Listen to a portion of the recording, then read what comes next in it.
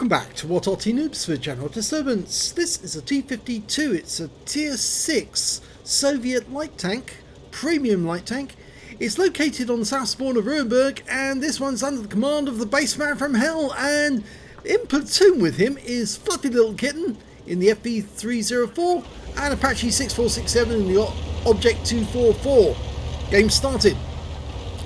Well, this little tank is quite an OP tank. It's got a 57mm gun which can fire once every 2.42 seconds, does 90 alpha, and he's spotted a couple of enemy tanks straight off the bat, decided he's not going to go for the pocket, which is the normal thing on Ruinberg. Instead, he's actually going to move north, harass the enemy, and well, maybe consider getting into a position where he can do some damage on the enemy tanks in the town.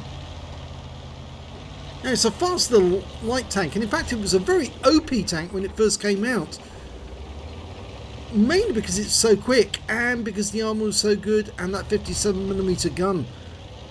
But it has actually now been very much outmatched by a lot of the wheelies, which really shouldn't be outmatching it, because of course this little thing has got much more armour than them, but of course they seem to be impenetrable. And of course he was spotted there, so he's going to have to pull away. There is two Arty on the enemy team, an SU-8 and a Bishop, and if he sticks around the centre line he will get taken out. I'm not going to rant about wheelies a lot, but I am going to say that it just shows how badly Wargaming have managed this whole wheelie debate and whole wheelie thing, when a little light tank like this, which was OP, is now not OP anymore. In fact, actually, it's been very much outmatched by the wheelies. He's going to make a very daring move there. Oh, now could have locked onto that Cromwell. Pulls back after doing an auto aim. Cromwell disappears back into between the buildings. Okay, should be unspotted now. Now, the ideal thing for a little light tank on this battle is to take control of the village by going into that little pocket where you can actually sit, and they can't shoot at you, but you can shoot at the enemy tanks straight down the main street. In fact, actually, it looks like the enemy have actually taken control of the town, very much so. In fact, they defeated all our heavy tanks in the town, and we're now 6 tanks down on the enemy. So, very bad news. I don't know how they're going to turn this one around. When normally a team gets 6 tanks down, it's almost about to end. In fact, Fluffy Little Kitten's getting hit badly in his FV304, and he's out the game now. Bassman's trying to get shots on these enemies. Takes out the KV2. But the enemy is now reaching the cap area, and so it's basically just trying to defend and stop them camping out. I think that leopard was behind the buildings. Oh, he's popped out. He's now one shot. Oh, didn't get the kill. Tracked him. Gets the kill there. Next shot.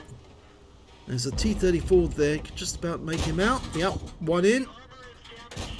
He's not getting spotted because there's a bush between him and the enemy. I don't think the enemy can see him, but he might... Oh, he might get spotted now. No, his sixth sense didn't go off. He's okay. Well, it looks like he actually lost both of his platoon mates in this game, but he's still doing his best. He's got 3 kills. There's only 3 left on his team, though. Bit of an ask. Oh, gets the AMX 12 ton, so that's 4 kills now. Yes, we didn't see the moment that Apache died, but I think it's because he went into town and just got stunned by the SU-8 with a near miss. Now there's an M10 RBFM somewhere up here on our left. He was last seen in that area.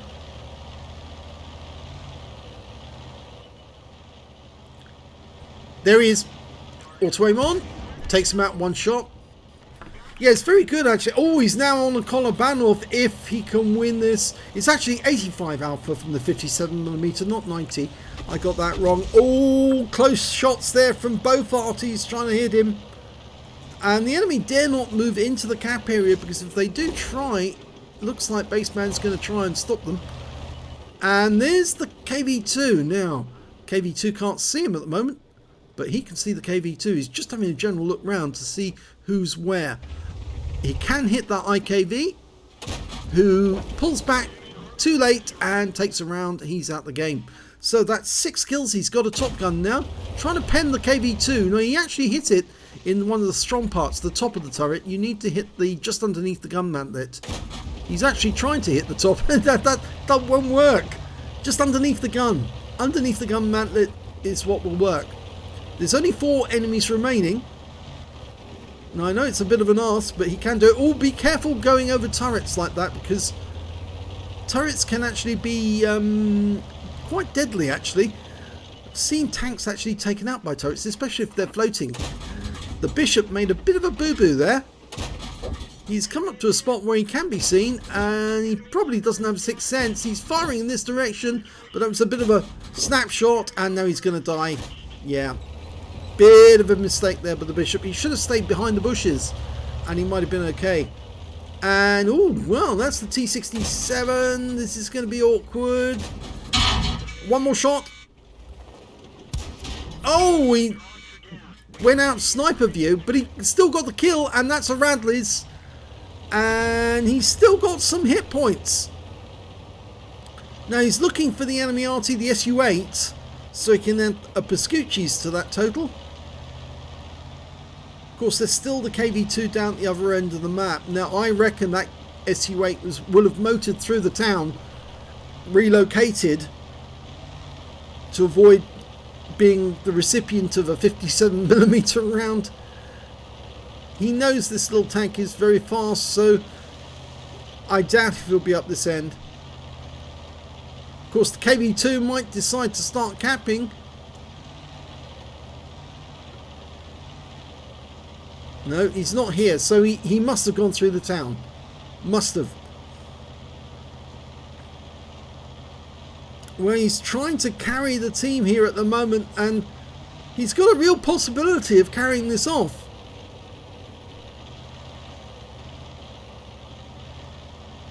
Just the KV-2 is very powerful. He's reloaded. And, oh, whoa! Airborne. Wasn't watching where he was going. I think he was thinking about something else at the time. Just spotted the SU-8 in the cap. Now, this is where he earns the Pascucci's. Gets one shot in. Bounces the next one. The SU-8's going to get into cover. Oh, missed it. He's a 2-shot. Oh! Just popped into view again. No, didn't get that one. That's better. One more. And that earns him a Pascucci's medal. But the KV-2 is in the cap. Now, can he do it through the bushes? He can't see the outline. Now he can see the outline. He can't see the right spot. He needs to aim a little lower. Little lower. He's been spotted. So had to go into cover. Couldn't allow that to happen. The problem is now, oh, be careful.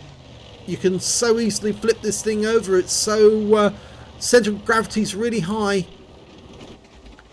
Trouble is, he's going to have to get close, and the KV-2 is hiding behind the wreck. He's using the wreck for cover. He's trying to get through the top, and that's not the best place. Use the HE rounds. Use the HE. HE. Switch to HE. He's using HE. Fires one in. Didn't get the reset. He's only got a few seconds left now. He's going to have to get closer.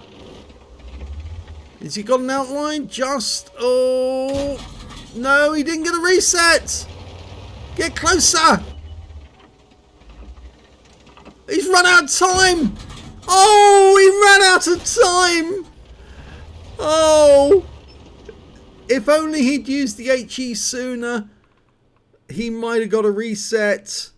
But he didn't, and the KV-2 capped out. Let's have a look at the end of battle stats. Well, it was an ace tanker for BassmanFromHell in the T-50-2. In fact, it's the first ace tanker he's had in this vehicle because he got the scrolls underneath. He got a Reaper badge for getting at consecutive kills with 1 shot each. He got a Fire for Effect, Duelist and a Bruiser out of the minor medals. Out of the epics, he managed to get a Pascucci's medal and a Radley Walters. Pascucci's for killing 2 Arty, the Radley's for getting at least 8 kills. He ended up with 9, just 1 short of getting that Paul's medal and a Collarband off.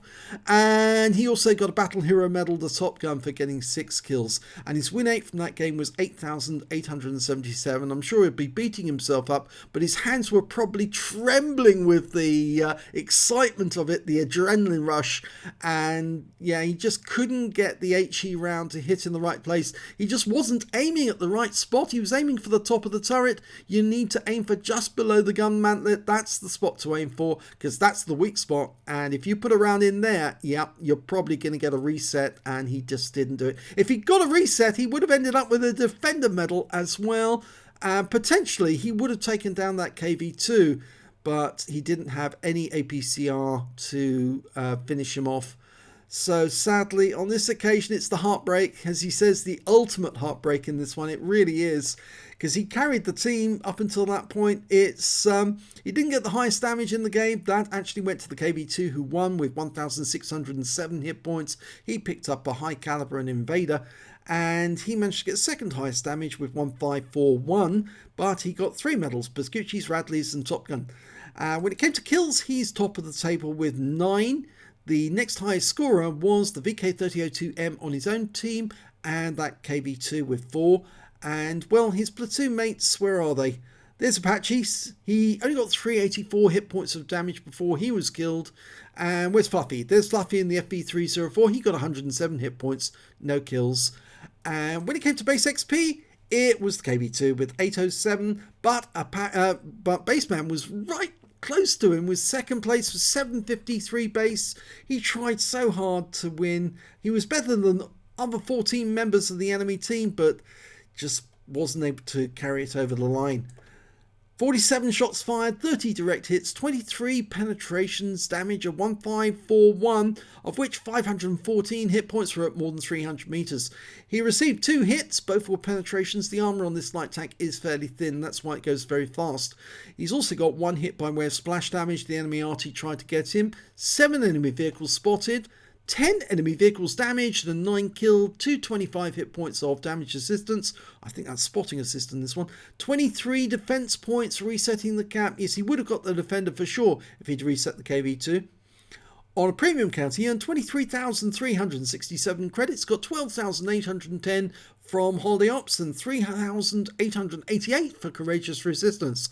That's for getting an Epic or a Battle Hero medal in a losing or a drawn game. It's total 40,065, but after the repair, ammunition, resupply and consumables, and yes, he did fire a fair bit of APCR in this game, 27,586 credits loss. Yeah, big one, but he'll make that back, no problem.